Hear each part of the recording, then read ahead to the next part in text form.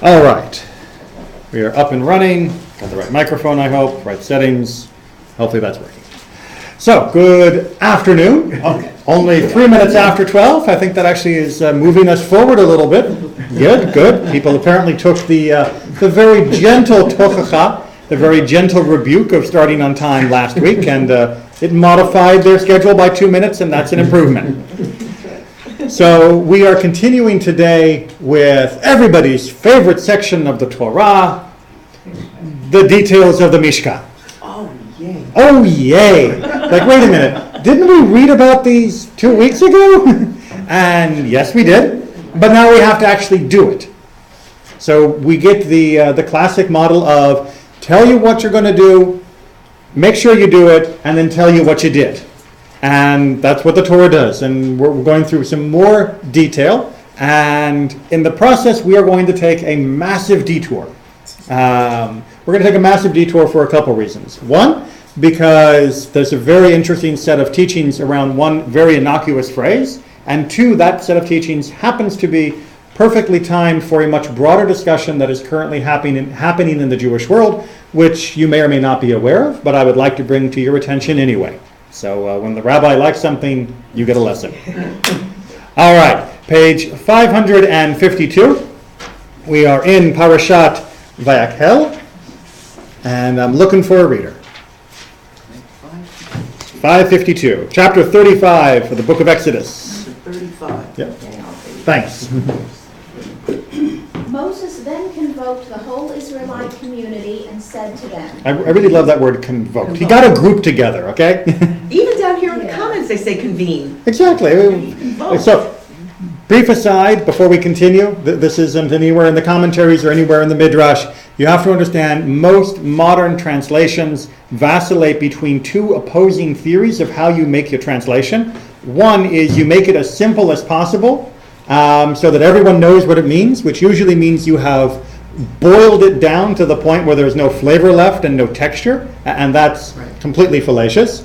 Or on the other hand, using words like fallacious, which is to say you're trying to show through your translation that you have a bigger vocabulary than anyone else in history. And you find the most complicated word for the simplest Hebrew in order to demonstrate your erudition, rather than showing that you're smart. And unfortunately, the JPS translation, which the Eitz Chaim Chumash uses as the foundation, goes to the second pole. It doesn't try to make it easy, it tries to show you how smart their scholars were. And they were very, very smart, and they did a very, very good job, but the vocabulary could have been dropped down 2 or 3 grade levels and nothing would have been lost, and it would have been felt to be more accessible by more people. I know when I work with bar mitzvah students, I have to translate much of the English for them, not the Hebrew. And when I point out some of the Hebrew words, they say, oh, well, we learned that in Hebrew class, and they know the simple words. They just never learn the word convoke. And they'll never use it in English either. I don't think it's a word. You don't think it's a verb? A word. Convene. Well, convocation. It's based off... Convocation. Right, well. But we're not going to argue English grammar. Let's go ahead and get back to the... now that we know that we got a group of... Anything we could argue what the Hebrew means. Well, the Hebrew is simply, it's the same word as kehillah. It's the same word as having a group of people gathered together. So the sense of it makes much more sense. Kehillah has an emotional connotation. Convocation, not so much in English. Doesn't do much for me. That makes me think of college. Exactly. And the boring assemblies at college. This one makes it real simple. It says Moses assembled the entire Israelite community. Assembled, which is a good word to use when talking about building the Mishkan. It's kind of like IKEA instructions. This is how you assemble. Okay, so Moses said, "These are the things that the Lord has commanded you to do. On 6 days work may be done, but on the 7th day you shall have a Sabbath of complete rest, holy to the Lord. Whoever does any work on it shall be put to death. You shall kindle no fire throughout your settlements on the Sabbath day." All right, so pause there. So first of all, this is a swerve in the text, because after all, we've been given all the instructions for building the Mishkan. We have the interlude of the golden calf. Now we should be getting back to the instructions of the Mishkan. And he assembles everyone together to begin the work and says, Shabbat. Pardon?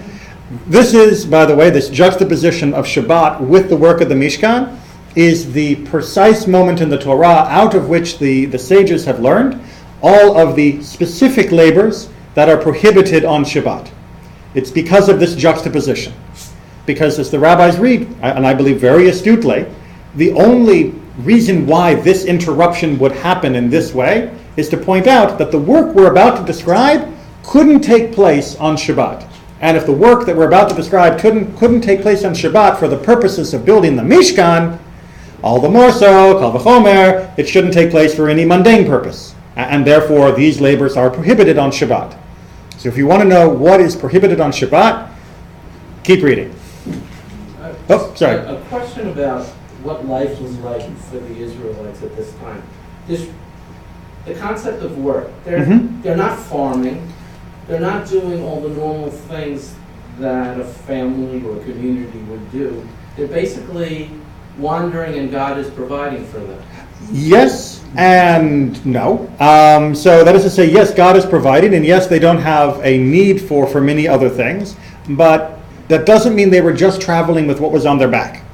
They would have had laden beasts of burdens. They would have been really traveling more like a caravan, more like nomads. And nomads don't simply do nothing in between the hunter and gatherer part. They work on things, they repair things, they weave things, they carve things. There were lots of little activities that may not have been as big as building a barn or plowing a field or setting up a whole pottery barn, but you would definitely have still wanted to make a few pots here and there out of the clay that you could gather, and those kinds of things would certainly have been brought to their attention as not Shabbos behaviors. They had sizable herds.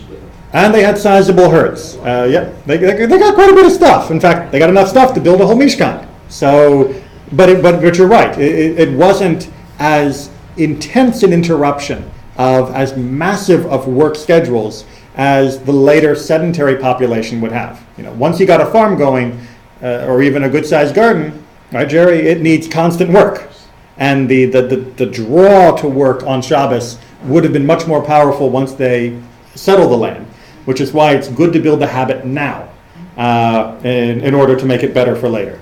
Still taking a while for that habit to take shape, but we're working on it. Onward. Moses said further to the whole community of Israelites, Now we get back to the main storyline. "This is what the Lord has commanded. Take from among you gifts to the Lord. Everyone whose heart so moves him shall bring them. Gifts for the Lord, gold, silver, and copper, blue, purple, and crimson yarns, fine linen and goat's hair, tanned ram skins, dolphin skins, and acacia wood, oil for lighting, spices for the anointing oil and for the aromatic incense, lapis lazuli and other stones for setting, for the ephod and the breastpiece. And let all among you who are skilled come and make all that the Lord has commanded: the tabernacle, its tent and its covering, its clasps and its planks, its bars, its posts, and its sockets, the ark and its poles, the cover and the curtain for the screen, the table and its poles and all its utensils, and the bread of display, the lampstand for lighting, its furnishings and its lamps, and the oil for lighting, the altar of incense and its poles, the anointing oil and the aromatic incense, and the entrance screen for the entrance of the tabernacle, the altar of burnt offering, its copper grating, its poles, and all its furnishings, the laver and its stand, the hangings of the enclosure, its posts and its sockets, and the screen for the gate of the court, the pegs for the tabernacle, the pegs for the enclosure and their cords, the service vestments for officiating in the sanctuary, the sacral vestments of Aaron the priest, and the vestments of his sons for priestly service." And I'll let you breathe. Okay. So now you know why people flip the page and are going to miss some of the things that we're going to talk about. But God is not leaving anything to chance here. This is not our imagination. This is very precise instructions. Is he trying to tell us that all his instructions are really precise and we don't really have to interpret? If he says thou shalt not or thou shalt, this specific. I wouldn't say that we don't have to interpret, because clearly there are many places where we not only have to interpret, but more importantly, we have to apply. Yes. And the cases are not always going to be about an ox or a donkey. No, that's and, true. and that definitely needs to be applied in a broader context. But he means it precisely. What he means, what I say Everything. matters. That's Even down to the last pole and rope. absolutely. Wow. Why would we assume that God would have wasted time telling us something that wasn't important? Well, yeah, but I would have thought is he would say, build me an altar, you can make it, very nice, and then leave it to us. Do you know what kind of arguments there would have been? That's true. Have you ever sat on a building committee for a congregation that needed to build a sanctuary? Yes? Even the big wall, And right? everybody knows you need to build a sanctuary, right? Because Right. you got to have a place to daven. Why don't you just So tell me about the chairs, Just follow okay? these Are we going to have pews? Well, are we going to have pews or no pews? This doesn't have any pews. Are they going to be movable? Right? Where's the handicap accessible ramp, right? Where's the bema located? Is the bema going to be in the center? Is it going to be near the aron? Is it going to be elevated with 3 steps or 4 steps? Will they be staggered steps, but that loses seating? You leave it to a committee, and we wouldn't have put in one peg yet. So in some ways, we might want to say that God was trying to make sure that it would get built by giving us this detail. So that without the committee. Without the committee. Exactly. And so Fair we enough. weren't going to wait for the committee reports. All right. So detail upon detail. There were a lot of things that needed to be made for the Mishkan. You talk, Howie, about being in the middle of nowhere and not having a lot of industry. Thankfully, most of this could be made with relatively portable or easily constructed on the spot things like small forges and smelting and things like that. You didn't need to have a giant foundry to work enough iron and copper and bronze and gold and silver. You can do that over fairly modest means. Still took a lot of skill, and it took a lot of people. It took a lot of work. There were a lot of things to do. Do we know how long it took? We do eventually get an estimate of when it gets inaugurated, but there's no explicit timeline, like with a construction contract, that says, the cloth was finished by this amount and the metal was finished. So whether or not it took the amount of time it took between the instructions and the inauguration because of general issues or because that was precisely how much time was needed, we can't say for sure. All right, one more paragraph. It's a long one. Verse 20. So the whole community. So the whole community of the Israelites left Moses' presence, and everyone who excelled in ability and everyone whose spirit moved him came, bringing to the Lord his offering for the work of the tent of meeting and for all its service and for the sacral vestments. Men and women, all whose hearts moved them, all who would make an elevation offering of gold to the Lord, came bringing brooches, earrings, rings, and pendants, gold objects of all kinds. And everyone who had in his possession blue, purple, and crimson yarns, fine linen, goat's hair, tanned ram skins, and dolphin skins brought them. Everyone who would make gifts of silver or copper brought them as gifts for the Lord, and everyone who had in his possession acacia wood for any work of the service brought back. And all the skilled women spun with their own hands and brought what they had spun in blue, purple, and crimson yarns and in fine linen. And all the women who excelled in that skill spun the goat's hair. And the chieftains brought lapis lazuli and other stones for setting, for the ephod and for the breastpiece, and spices and oil for lighting, for the anointing oil and for the aromatic incense. Thus the Israelites, all the men and women whose hearts moved them to bring anything for the work that the Lord through Moses had commanded to be done, brought it as a freewill offering to the Lord. Okay, so pen comes out. Time to make a little bit of a list. Don't worry, we're not going to be too much. Chiefs, what are they bringing?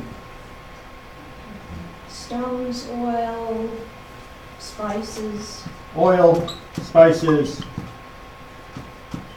special stones. Yeah. Why? Well, presumably they're the only people who would have the wealth to own the special stones, certainly, and possibly the Exactly, items as because well. this is the rarest stuff, right? The oil, the spices, special stones, that was the rarest things, the most expensive things. They would have been the people either who were wealthy enough or who have been appointed to be in charge of it on behalf of their section of the Jewish people. So one way or another, they would have been the ones who made that allotment available.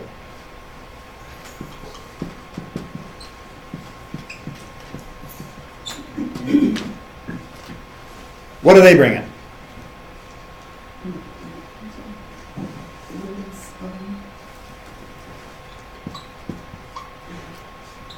Spinning. Men brought nothing? Well, everybody's bringing gold, silver, acacia wood, whatever they've got. Yarn. They have it.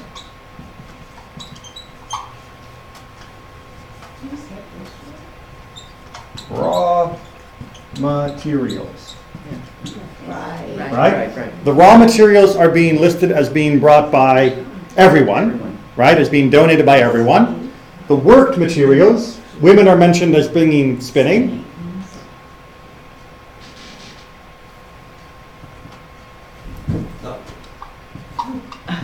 Everything else. So thank you very much, Harriet, for knitting. That's all we need from you. Thank you. There's an issue here of why do we get this phrase that specifies spinning for women? Why of all the things do we get that? Now, in the Hebrew, in English, it keeps using the phrase everyone, right? But in the Hebrew itself, it keeps using the word, for most of the gifts, the word ish. It's only when we get into verses 25 and 26 that we get the word nashim, where we get a specific term for women, exclusively for women, which kind of throws a bit of a distinction there. So we do get mention of women as bringing raw materials, but when it talks about bringing things that are made, it definitely seems to be leaning towards the notion of ish. And when it talks about things being spun, it definitely is referring to women. But if anyone here comfortable enough with the Hebrew, if you look at the beginning of verse 25, what does it say? B'chol isha, and every woman, or all the women. Chochmat lev. What's that mean? Wise of heart. Wise of heart. Right? Beyadeha, wise of heart with her hand. Tavu, spun. So they are translating Chochmat lev beyadeha, wise of heart in her hand, as being skilled. Okay.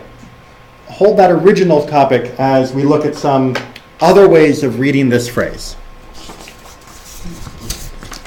First of all, I should point out that generally speaking in biblical poetry, being wise of heart doesn't have the same connotation that it does in English. Being wise of heart means you're clever. It's not trying to limit it to some sort of emotional intelligence. The heart was the seat of intellect in biblical poetry. And so we shouldn't think of it as the way we do in modern English as heart-mind split. It's the seat of all wisdom, of all knowledge, of all thinking, and therefore being wise of heart is not some women are from Venus, men are Mars kind of thing. It's the normal term you would use for anybody who had some wisdom of some type. But the question is, what wisdom did they have? All right, so our first text here is from the Septuagint. The Septuagint is the Greek translation, the Greek inspired translation. That is to say, divinely inspired translation. You can read from a Sefer Torah written in Hebrew or Greek from the Bima.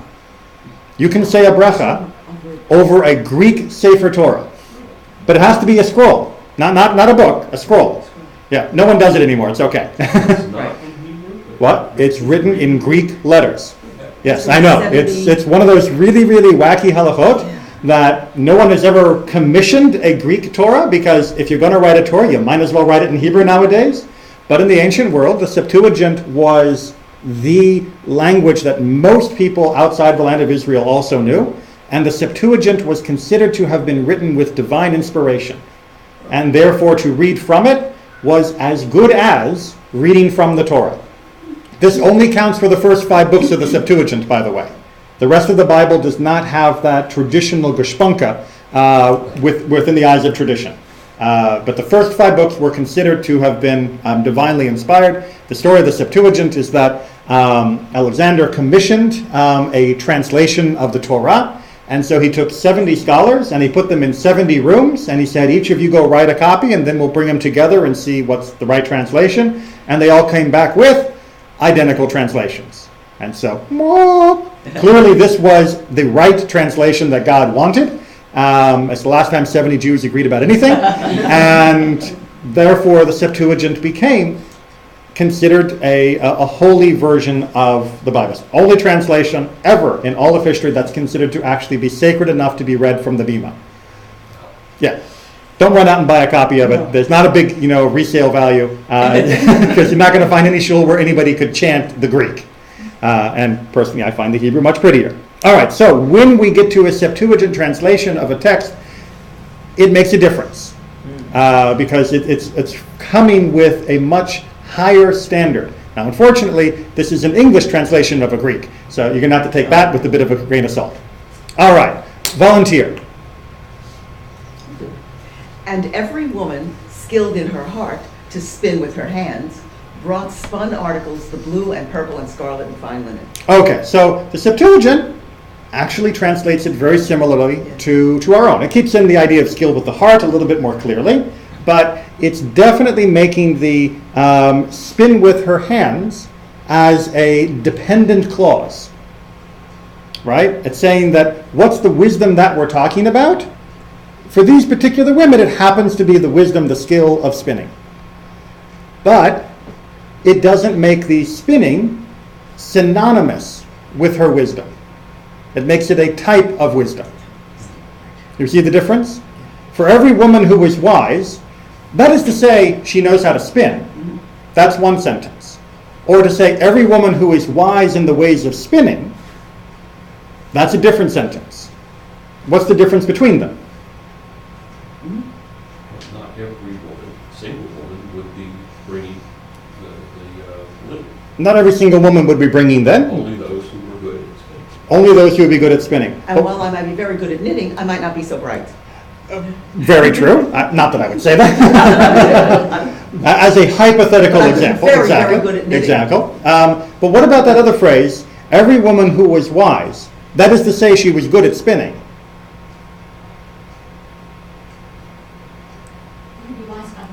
You can be wise at other things. Well, I can, Yes. but perhaps you're of the wrong gender to be wise at other things. That's what this means. Oh, You're saying Yeah. only women Only men. that the wisdom of women is spinning. is only spinning. Well, let's read our text. Okay, well, that's a good instruction. A matron asked Rabbi Lazar, for what reason was there one sin in the incident of the golden calf, and they died 3 deaths? He said to her, a woman's wisdom is only in the spindle, and as it is written, and every wise-hearted woman with her hands spun. Okay? Yeah. So what's this answer? Translate that for me into the modern version. It says in the Torah, the smart woman who can spin, the woman who knows how to spin. But she didn't ask about spinning. She asked about the golden calf and the punishments that came afterwards. That's true. Oh, So he didn't want to answer her. that's right. Exactly. Right. And why doesn't he have to answer her? Because She's he's not not smart enough smart to enough. understand. Exactly. What do you know about Torah? Well, You're asking me a question about the theology of God and the Torah? Get back to your spinning wheel. That's your wisdom. Get back in the Ooh. kitchen. Ooh. Back in the kitchen, women. This, Older English, where they called women the distaff side, that came from the spinning. absolutely. The distaff is from the spinning wheel, and it's also where the word spinster comes from. Absolutely. Okay, so I'm not trying to say this is unique, but and there are some other reasons why he may be responding in this way, but we have to understand that this text does exist, and it's very striking in the Bavli version of this same text. This is from the Yerushalmi, slightly shorter, but it's the same word that is used, that it is a chokhmah lev, that it is a wise woman who comes to him, and he gives the same answer. So we're told in the text that she's wise, and he basically says, yeah, but your wisdom is for the spindle. your wisdom is spinning. So I'm not going to answer you. And his proof text is this line. And his proof text is the line we just read. That, hey, when we were building the Mishkan, you ladies had a very important job, and it was called spinning. And that's where your chokhmah is. That's where your wisdom is, not in the Torah. Sometimes when this happens, it's useful to look at the trup Mm-hmm. because trup is in phrases. Yes, absolutely. If we look at this trup, what would you say?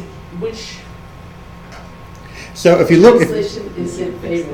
if you look at the trope, and actually there is argument about whether or not trope can be used as a midrashic aid, and certainly no one agrees that it is an absolute rule, but the trope seems to be favoring a combining of this term, right? Because the adnachta, the major pausal form in the verse, is on the word to spin. So it seems to be saying that a wise woman, in her hands, the spinning. Right? It's in a wise woman in her hands is spinning. It seems to be saying that it's a dependent clause, that it's the wisdom of spinning. And that's the way it gets translated here. But that's not the way that Rabbi Eliezer is translating it when he's rebuking this woman for asking a question in the Beit HaMidrash. And, she didn't ask him, is this chicken kosher? She didn't ask him, is this nida? She asked him, so this golden calf, the punishments seem to be very different than you would have expected because of other incidents of punishments and sin. So why, woman, what? Get out of here. It seems to be the context for it. Good, I hear groans. Good, we're uncomfortable. That means we're ready to learn. Keep reading. So Hyrcanus, the rabbi's son, said to him, because you did not answer her one thing from the Torah, you have lost me a fortune. All right, so this is a bit of an obscure phrase, and we're going to sort of move past it without dwelling too much. Okay. But it seems to be because she was a matron and because she was wealthy, she could have been very helpful to the community had she been treated with more respect. But she wasn't, so whoop, she's out of there and her money goes with it. So Rabbi Eliezer answers, words of Torah should be burned rather than giving them over to women. All right, fun line, yes? Yes, it's rough. Now, let me see if I can take the sting off a little bit after I... It's hot in here, so I want to make sure the air conditioning is on. Okay, there's... Take her down 40. Yeah. So I want to try and at least give Rabbi Eliezer the benefit of the doubt because he is speaking in a way that has been quoted and reduced, and so there may be elements that we're missing. And one particular element that has been advanced was that the matrons of his century were more often than not wealthy women who were promoting the spread of early Christianity. And there is some suspicion that she may have been asking this as a polemical attack against Judaism. Now, unfortunately, even though he might have been annoyed if that was the case, he answers in a way that paints women with a very broad brush. Rather than just saying, you polemical people who are coming in here trying to, cause controversy among Jews, please leave. He instead responds to her not as a polemicist, but responds to her as a woman, and uses that as his ad hominem rebuttal. And we can forgive him for speaking that way if he was angry at the content of her words rather than her gender. But unfortunately, it leaves us with a text that, as we're going to see, does lead to some other conclusions or other arguments throughout the Middle Ages and into the modern day.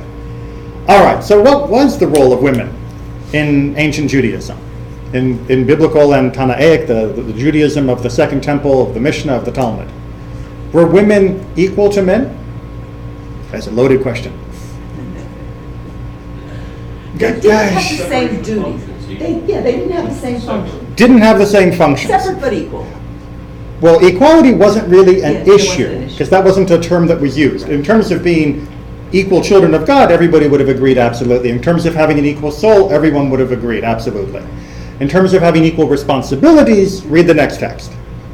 Women, slaves, and minors are exempt from reciting Shema or wearing tefillin, but they are obligated in prayer, mezuzah, and reciting the grace after meals. Okay, so a woman finishes eating, she has to do Birkat HaMazon. A woman has a new house, she has to make sure there's a mezuzah on it. Right? A woman during the day has to daven.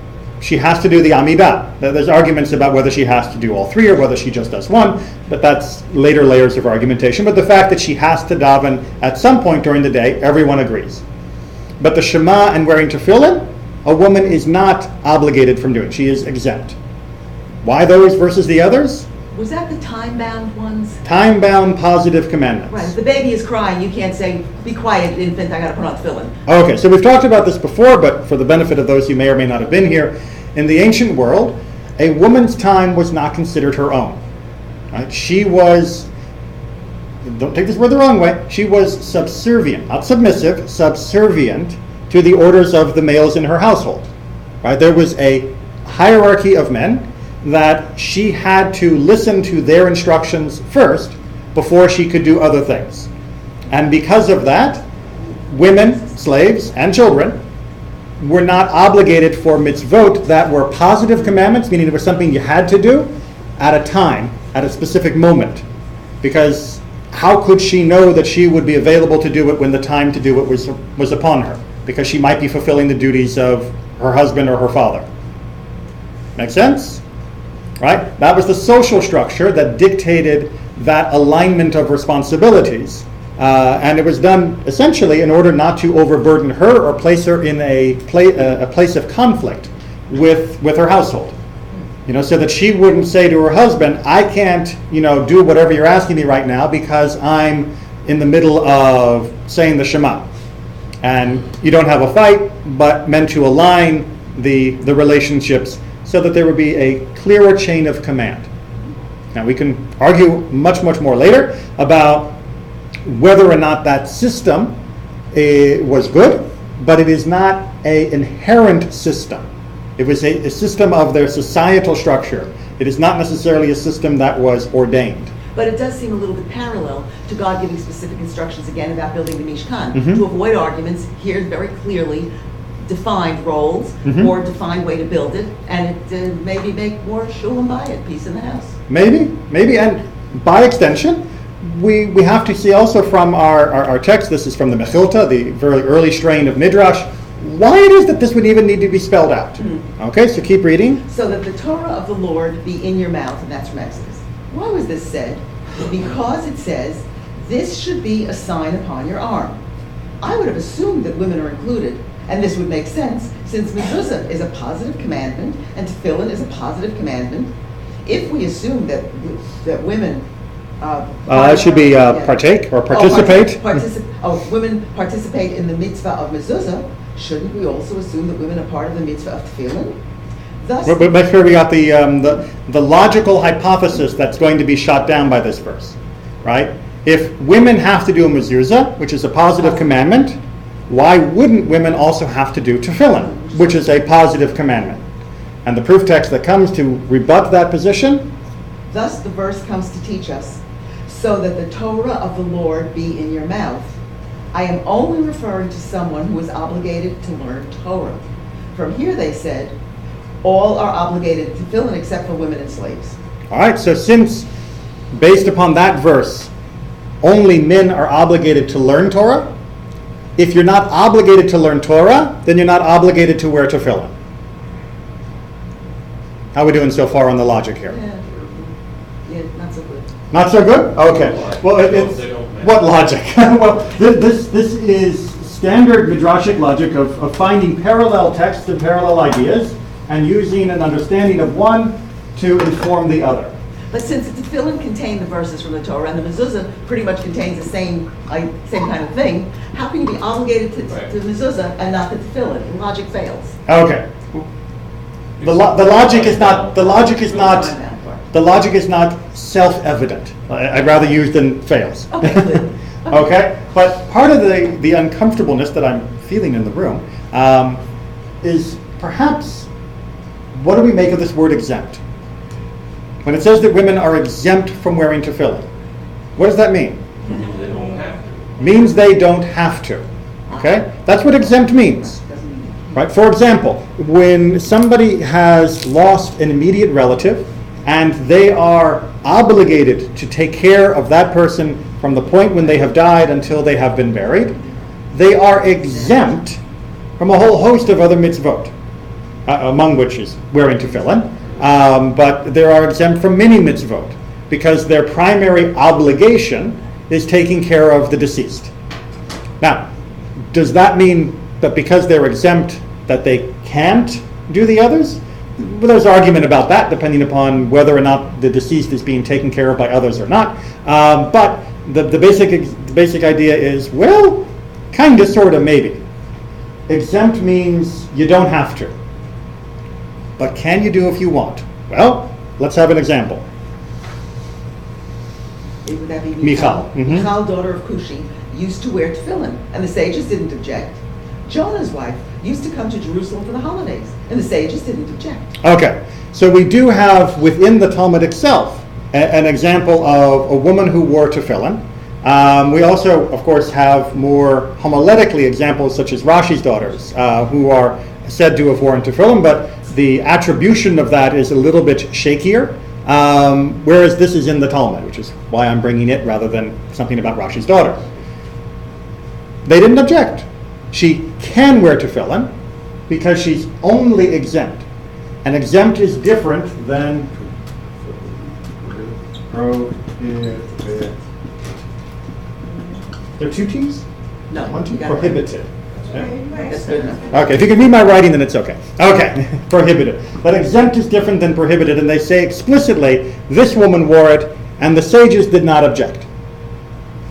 Okay. Yet, when you look around throughout the Middle Ages and onwards into the 20th century, did you see a lot of women wearing tefillin? No. No. No. Why not? They're ugly and they mess up your hair. If they would make a pretty one with jewels, I might consider it. Well, my hair gets messed up by tefillin too. But you don't care as much. You don't have a mirror on you right now to check your hair. I do. Front-facing camera. That's what they're for, right? It's that or selfies. That's right. I can't believe I don't send one out. Something out. You okay, Mike? The anesthetic wearing off? Makes my head hurt. Yeah. Okay, so why didn't it become common as tefillin became a little bit easier to make, a little bit cheaper to make? Why didn't more and more women start wearing tefillin if they're merely exempt rather than being prohibited? Well, because the notion of tefillin in general and who could wear them and when was already changing. In the ancient times, when did you wear tefillin? All the time. You didn't wear it while you were asleep. You wouldn't wear it when you went to the bathroom. But people would wear tefillin. Sorry, let's make that more specific because the text talk about men. Men would wear tefillin much of the day, as long as they weren't engaging in, very clear unclean type acts, mucking out the stables, handling corpses or other sources of ritual impurity, etc. You'd be wearing your tefillin most of the day. During work time? Mm-hmm. Absolutely. And we have archaeological evidence for many of these types of tefillin that were worn back then. It's interesting, but obviously nowadays, men looking around the room, even those of you who put on tefillin this morning, I don't see anybody wearing them at the moment. Why not? Well, because there became this notion of what's called guf naki, of a clean body. And this becomes an ambiguous phrase that becomes applied, that if you couldn't keep a guf naki, you shouldn't be wearing your tefillin. So, and this notion begins to apply to men, and one of the topics that gets trotted out as, well, what counts as a non-guf naki, one of the biggest topics that gets trotted out is flatulence. That since during the course of the day, at some point, perhaps unexpectedly, you're going to break wind, you shouldn't be wearing tefillin when that happens. And that you might be able to control yourself during prayer, maybe just, but for the rest of the day, it's probably better not to. Just don't risk it. And in fact, over the course of history, the wearing of tefillin became less and less common. It became more and more narrow, and at certain points in Jewish history, tefillin were worn very, very infrequently. And part of that fed in to the beginning of a feeling of prohibition to women wearing tefillin. As the men became less and less likely to wear tefillin, the idea that an exempt woman would wear it became even less and less likely. We see how that works, right? If men are wearing them all the time, then women wearing them some of the time is a reasonable sort of parallel. But if men are wearing them hardly at all, then the women's proportion of wearing it becomes even less common, is the way the thinking works. Well, let's take an example from the Tosfot. And just to blow your mind completely, Dr. Oz says that people do that about 12 times a day on average. Thank you. That is important information. Well, but you know what it means? It means they really weren't paying attention to what was going on. You know, you say once a day, well, why would you drop the whole thing of tefillin once a day? But I think they were paying better attention as well. I give them a little credit for that, because I'm not giving them credit for anything else on this page. Okay. I wanted to ask you a question. Yes.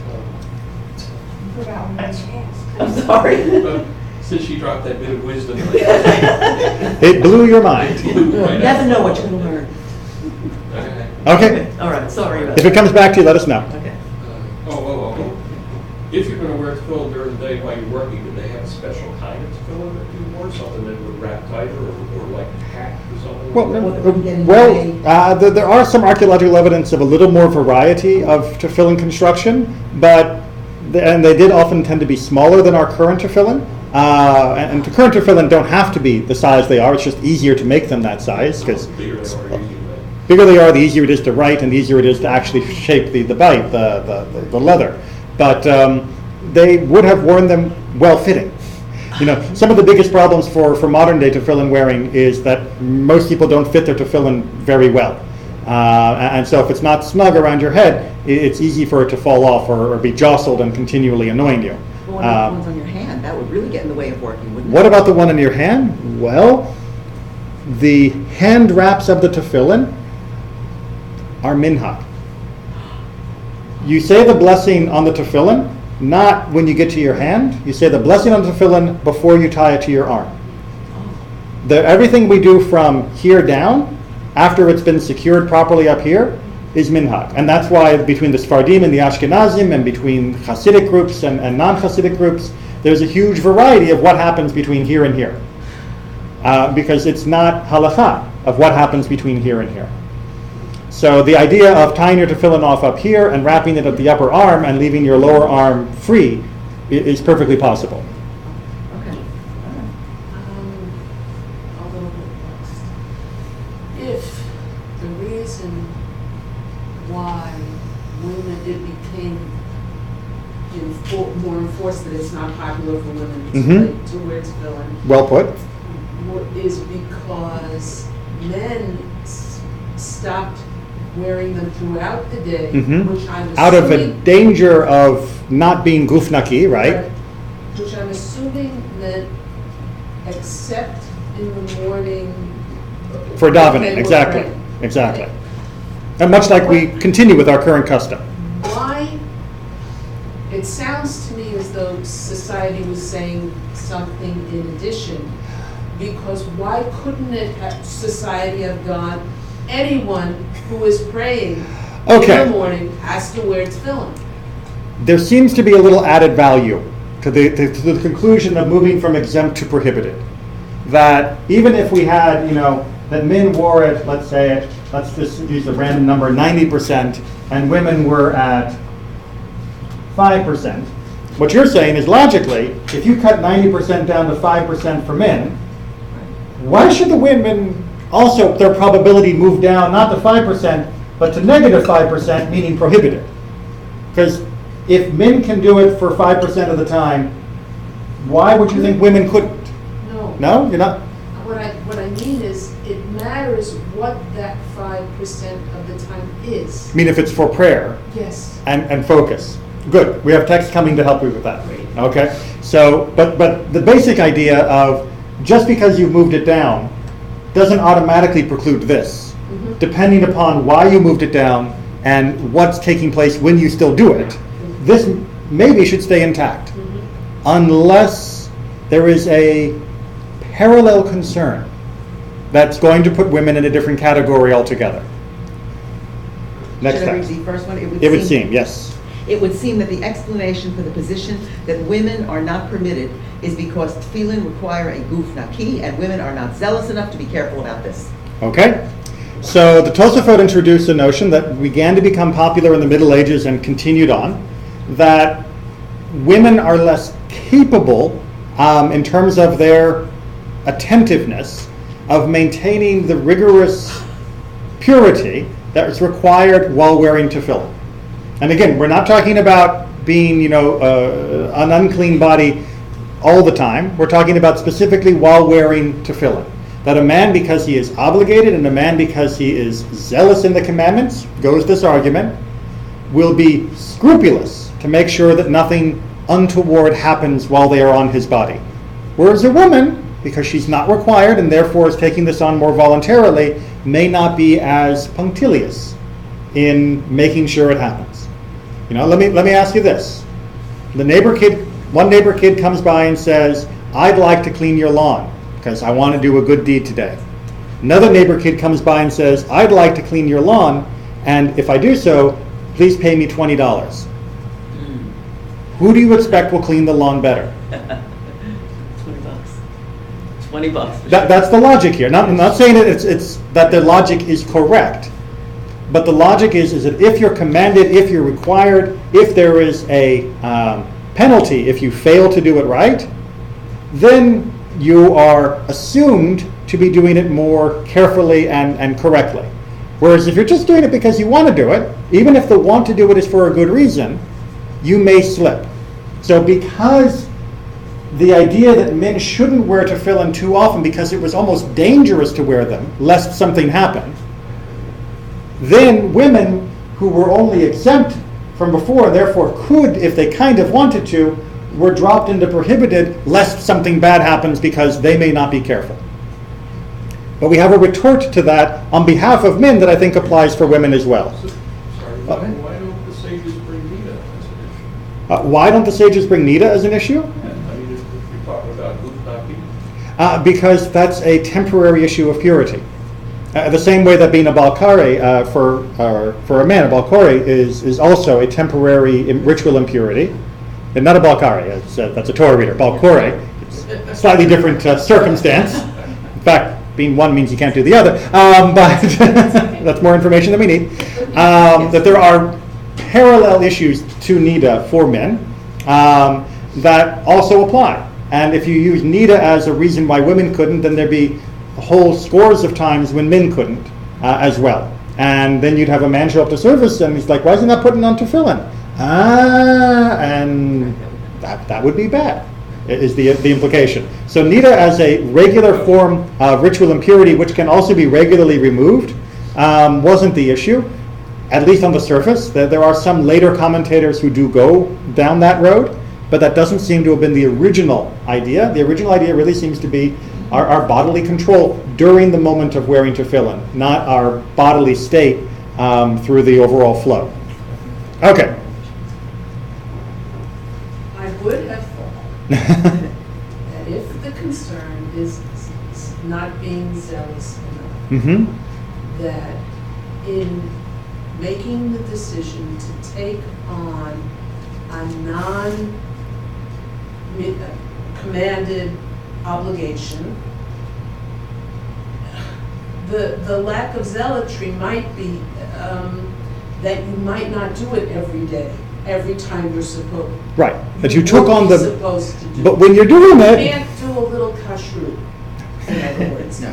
you can't say Tuesdays and Thursdays I'm going to keep kosher, and Monday the rest of the week I'm not. yes and no, actually to some extent. But for that particular example, with your house it gets tricky. But in terms of the meals you put in your mouth, Let's say. but for the house, just yeah, for right, this. exactly. There are many mitzvot that are incumbent to be permanent acts. This is a I moment. can see not being zealous Mhm. or concerned Mhm. that a woman taking on this obligation would be zealous. It's not what it's saying here.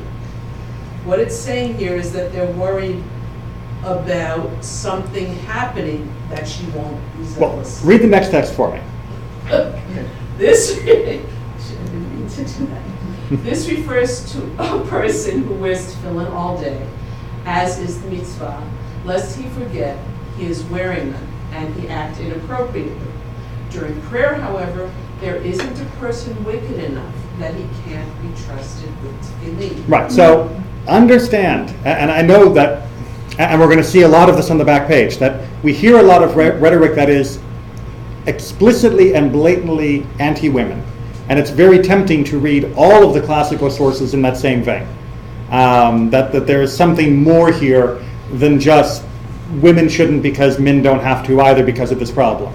But we can see there was an honest concern about letting men wear tefillin. That how do we let them wear this sacred object which contains, script from the Torah and possibly do things that are inappropriate while doing it. And the reason why they allow men to wear tefillin is because they trust that during prayer, not even the worst rasha, not even the worst wicked person is going to do something inappropriate during davening time. So while davening, as you say, their focus should be strong enough that they're not going to do something they shouldn't while wearing tefillin. Now that argument applies to women, which is what undermines this whole argument about why women shouldn't. Now why are we talking about this at all?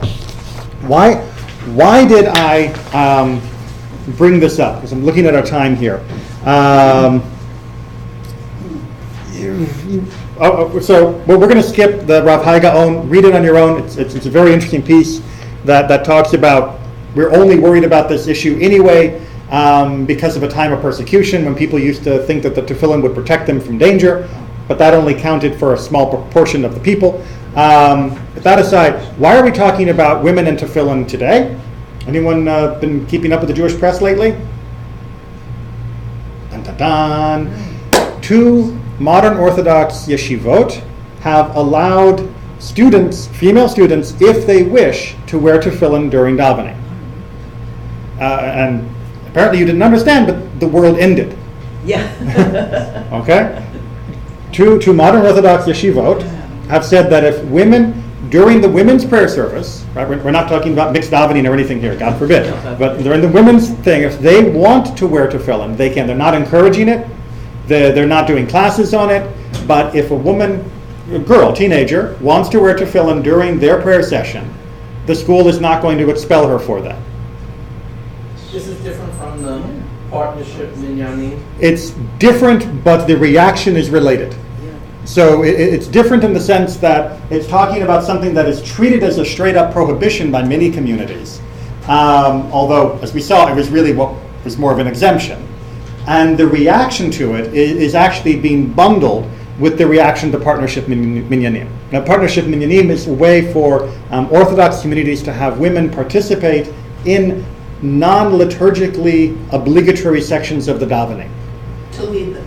Exactly. So for a woman to lead Kabbalat Shabbat, which is not fulfilling a mitzvah, but is something that was added much later to the service as an embellishment, or to lead parts of the preliminary service in the morning, and to do that as part of their community. And the reaction to that has been bundled with the reaction to this decision with tefillin, with people saying, enough is enough. And I want to read a text from one of the most popular responses among the ultra-Orthodox to this reaction, because it casts the conversation very, very clearly of what the issue is, of why there's a problem, why they see a problem. Let me make sure that's clear. I was shocked to see how otherwise intelligent people are engaging in pilpulim, vain pilpulim, dealing with whether or not women may voluntarily perform the mitzvah of tefillin. They have marshaled opinions both this way and that way, and judge things as if we were living in the period of Tanakh, like they cite precedents from Ashal, or in the period of Tanaim, where the Tanaim debate regarding whether women may voluntarily lay on hands, or the period of the Rishonim, who debated things regarding the practices of Rashi's daughter. Okay. You might have missed it. What's the problem? That was then, this is That was then, this is now. That was then, this is now. And who is engaging in the pilpulim? Who's engaging in this investigation, this unraveling of the halakha to make a ruling? Otherwise intelligent people. Otherwise intelligent people who should know better. No better. They're not allowed to do that. They're not, because the problem isn't the conclusion, and we're going to get to that in just a second, that that's not the issue. The idea that women are legally exempt from tefillin but are not prohibited according to even the most strictest reading of the ancient sources isn't the problem. The problem is you're not allowed to draw that conclusion. You are not allowed to draw that conclusion. But you can't overturn a ruling of a prior. No, No. you can't do it.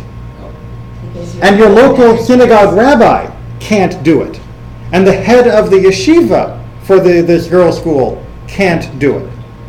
They are not allowed to paskin. They are not allowed to make halachic decisions that involve anything like an innovation. Because they're not a gadol. They are not one of the greats. Overturn the generation before. What's that? You can't overturn the generation before. Well, it's not just that. You're Because not there's a difference between one cannot overturn the generations before, and you, Mr. Local Congregational Rabbi or Mr. Local School Rabbi, cannot do that. Okay. The macher, the gadol of the community, he maybe, but of course he's going to choose not to. And why is he going to choose not to? Because of the second paragraph. Okay. However, in the abundance of our sins, which we live in this year 5774, in the time of period of the rebellion of separationist movements who fight the oral law, it is a time when this practice of women wearing talit and tefillin is found exclusively within conservative Judaism, where their entire approach to halakha is founded on the principle that it is permitted, even an obligation, to change from the path of our traditions according to the whims and practices of how the nation conducts itself, whenever there may be any trace of a source to the matter. It is this particular point which is the essential difference between them and the Orthodox. Okay, so why, according to this view, can women not wear tefillin? Guf naki? Is that the issue? No, because it's only an exemption rather than a obligation, and so they shouldn't bother, or they have other things that they could do with their time. Why should women not be allowed to wear tefillin according to Because this those opinion? conservative Jews do it and they don't really follow anything. Because the conservative Jews do it. Right. If there wasn't a conservative movement doing it, maybe it would be permitted. But because there's a conservative movement doing it, no. Because to do so would be to be like them, to be following their rulings, and we know their rulings and their traditions are an uprooting of Torah and a sin, and therefore, even if they have a source for the matter, even if their conclusion is rooted in halakha, it is prohibited. And you see, the problem is you didn't all know that, because you thought the sources were enough to help you make a decision. Because I thought this source was the rabbis of old, when they wanted to know like which way to light the menorah, where Right. to put it, they said, let's go out and see what the people are doing, and then put that. Now he says, Yeah, go out Pukazi and doesn't see count the anymore. nations. No. Doesn't count. Well, because we live in a time of sin, so you can't rely on what you see being Well, done. the problem is you conservatives are trying to split Judaism apart by doing course. something, and you're going to make a schism that's going to be terrible. Well, that already is terrible, sorry. Okay, oh, I'm sorry, already is terrible, right. But you have to understand that what's being introduced here is the notion of our final paragraph. And we're going to go ahead and read it and then talk about that. In his psak, Reb Shafter... That's what we just read? Yeah, Rabbi Shafter demonstrates that the Ruach HaHalacha, The Ruach HaHalacha, what's the that? spirit of Halacha, Okay, when we say Ruach HaHalacha, we're talking about Ruach HaKodesh. We're talking about a divine spirit. That there is an essence to Halacha that is above and beyond the source materials themselves, and above and beyond the level of debate and discussion and argumentation and review and criticism and judgment. That there is a higher level to making these decisions than just doing the work. and that higher level is a legal principle that governs halachic decision-making, and that innovations in Torah practice, even if they would otherwise appear to be technically legitimate, must be vetted by the greatest halachic masters of the generation, who are trained and attuned to the Ruach HaHalacha and can discern whether a certain practice conforms thereto. All right. This is the issue, is that it's not enough that you can find proof texts for kosher or not, or whether it's, exempt or prohibited.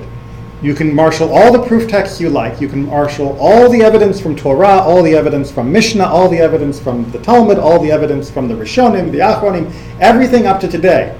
But if the Gadol, if the great one of your community says no, no.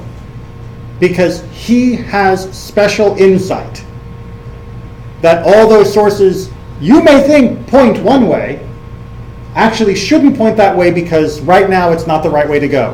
Whether it be because there are conservative Jews out there doing it, or whether it be because the internet is infecting our people, or whether because Newt is bringing hurricanes. When they say no, they don't need evidence. So it's not ruled by law, it's a cult of personality. Yes. It's not ruled by law, it's a cult of personality. I don't think you're being fair. Oh, okay. Go ahead and... Yes. I think the reason why Judaism has lasted 6,000 years is because in the core of Judaism it says you can't do what you think is right. Correct? You have to be, it has to be based on law, it has to be based on precedent, Correct?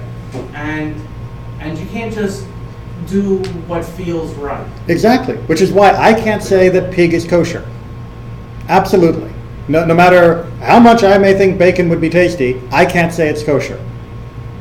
But on the same token, I can't say you can't wear a talit. And if I do try to say that, I have to bring evidence for my opinion. And when I bring evidence, I have to allow it to be argued, debated, and discussed, and possibly refuted by other people.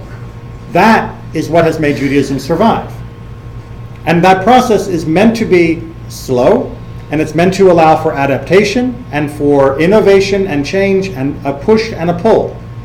Rabbis have to be subject to some level of review. Doesn't mean we get to just say, I don't like you, Rabbi, bye.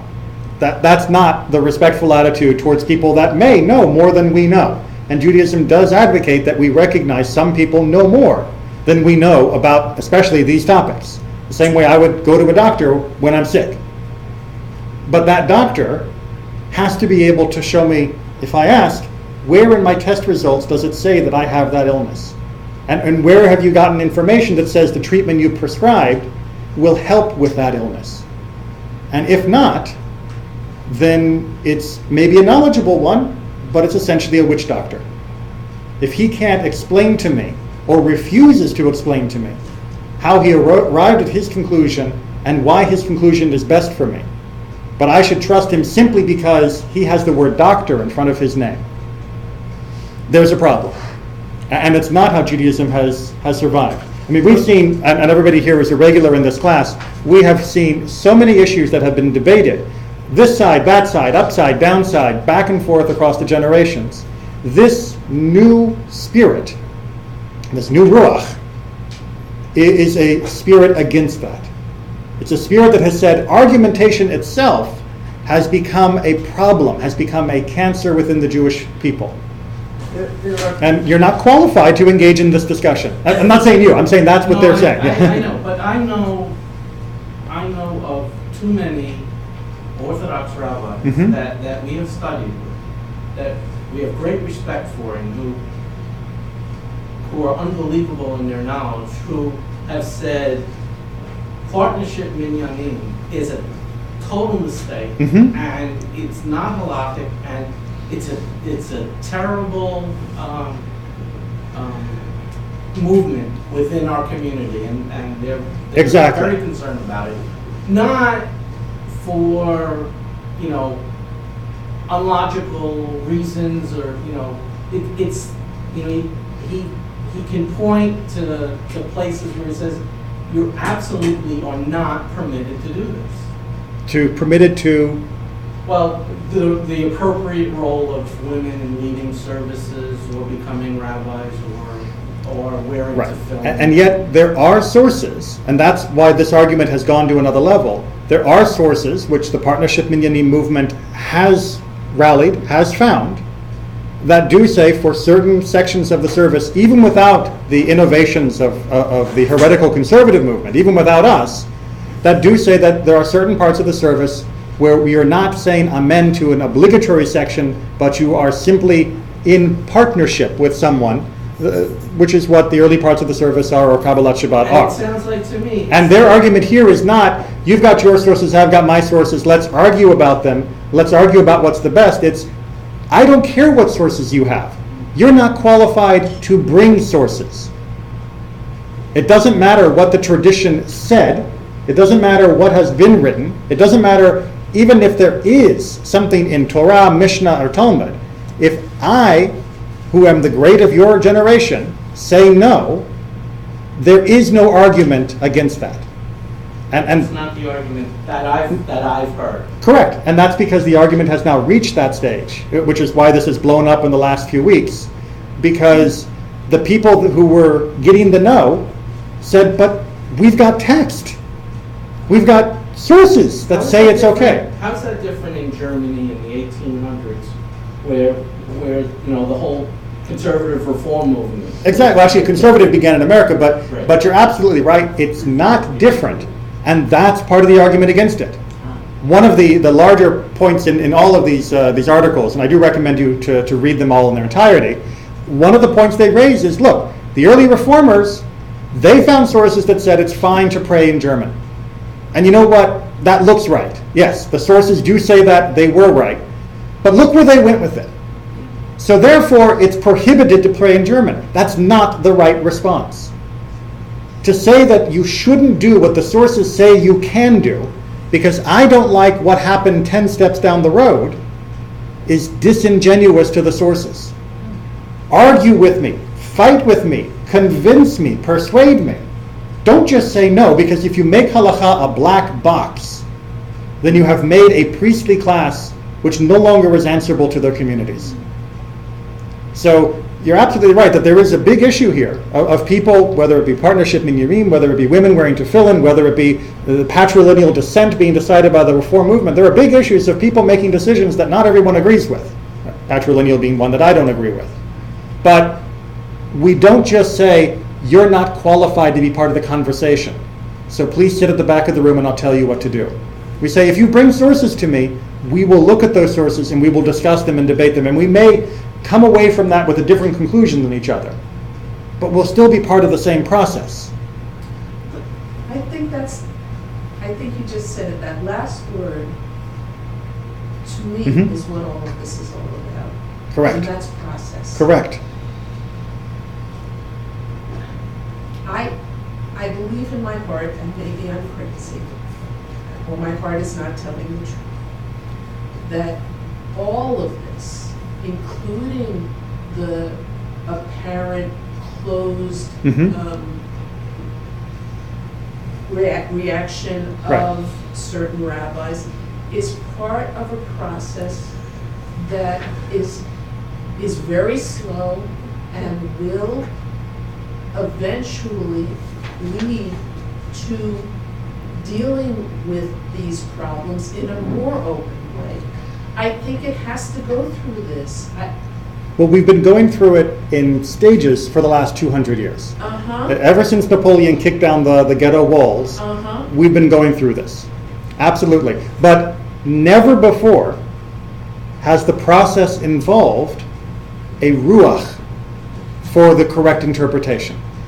We rejected, and I know I'm only bringing a source, so who am I to bring a source? We rejected all the way back in the time of the Mishnah and the Talmud, listening to spirits to tell us the correct answer.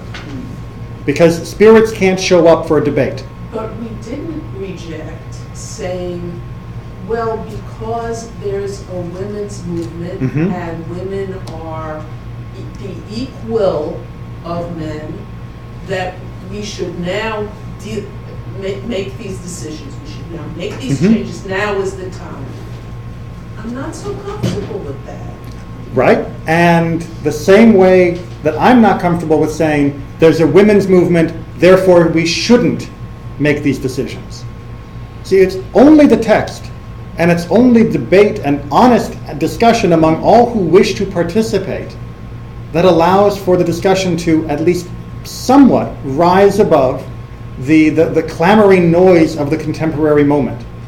And whether it be the sides on the left listening to the momentum of the culture going in the wrong direction in many ways, too much, or whether it be the side on the right running away from the noise of the culture going the wrong direction, they are both being sucked in to the spirit of the moment, not the spirit of halakha.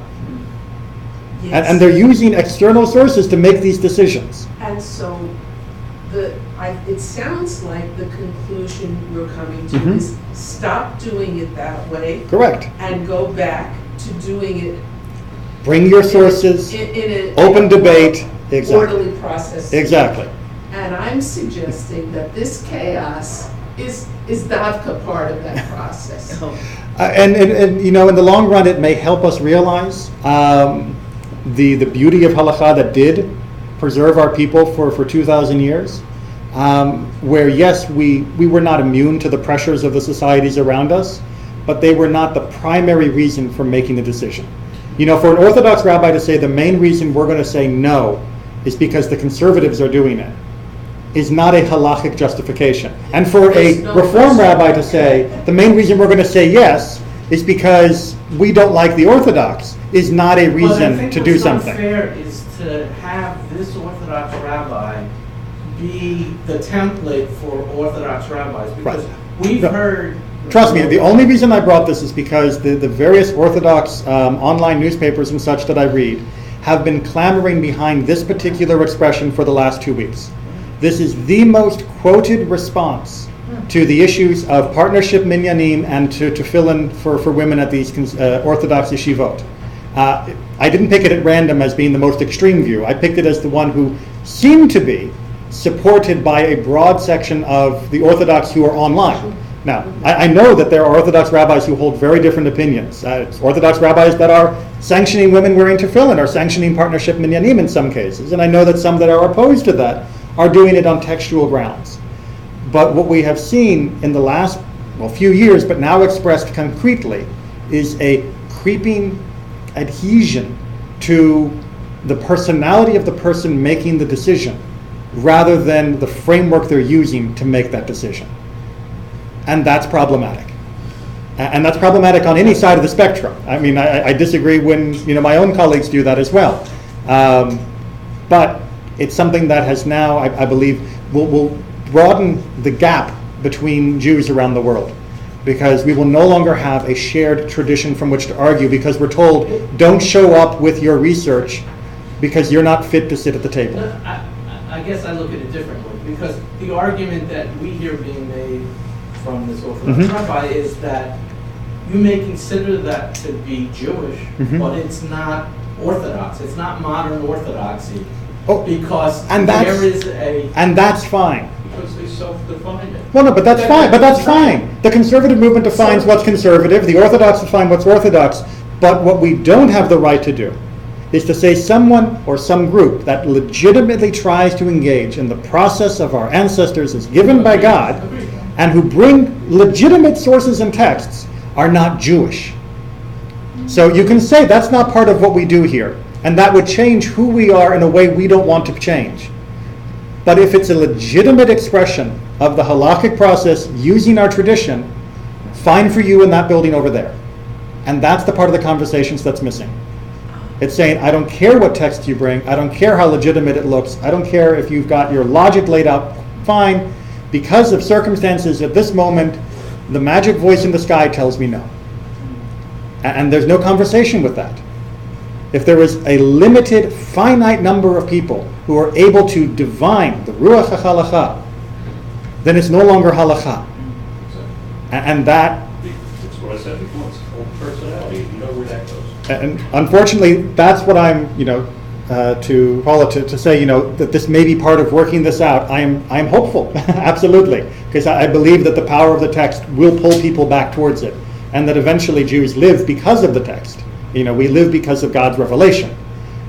And I believe that even among the most strict interpreters of this idea, eventually the people in their communities will say, I don't just want to read the text, I want to use it. And I don't believe that only you should be allowed to use it. And that will break it open again, and we will have a resurgence of an allegiance to the process, to the text, and what it means for Jewish life. And I hope that affects not just the Orthodox world. I wish more conservative Jews had that same passion and allegiance for the text and using it in legitimate ways to understand how we can live according to the Torah God gave us. There's But this also- is unfortunately dividing the conversation much further than it ever was before. And I'm just suggesting that fragmentation, increased fragmentation, might be a temporary thing, and it could be a very good thing. It's God very- willing. Okay. Right. I would be very dismayed if rather than finding chuvot, we found that more people were issuing fatwas. Right. And that's my worry. You know, many times when you say at the same time, you either have argument by authority, which is very weak form of argument, or you have argument by logic, where you bring sources together and you Well, Why- I mean, why it's would not anyone- purely logic. I mean, there's definitely room for interpretation and application that may vary between people who have the same adherence to logic, which is why Sephardim, Ashkenazim for centuries have done things differently. But they agreed upon the process. Talk about two basic principles Right. of argumentation. Argument by authority is not the way to go. We know where that takes us. It's called dictatorship, oligarchy. Well, there is one authority, and that's the whole idea, is that, God gave us the Torah so all of us could reach towards that authority through the text. And we should listen to those who are wiser than us. We should heed their teaching so that we can perfect our own ability to follow that path. But that involves each of us following that path. Okay, so thank you very much. I knew this would be controversial, and it did not disappoint.